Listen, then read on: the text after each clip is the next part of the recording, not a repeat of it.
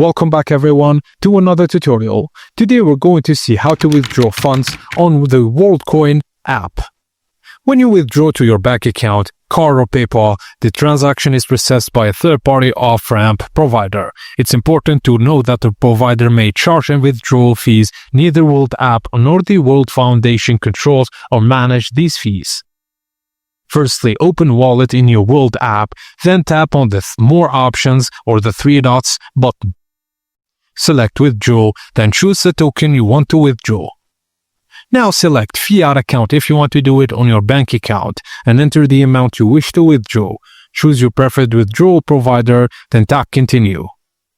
You'll be redirected to the provider's external withdrawal flow. Just fill in all the required details like bank, card, or PayPal info, then tap Confirm Withdrawal to finalize.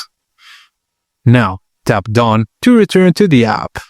Withdrawals usually take up to 3 business days. For questions or delays, contact the off-ramp provider support team directly. And a pro tip, always double-check your bank or card details before confirming, since errors may cause delays or failed withdrawals.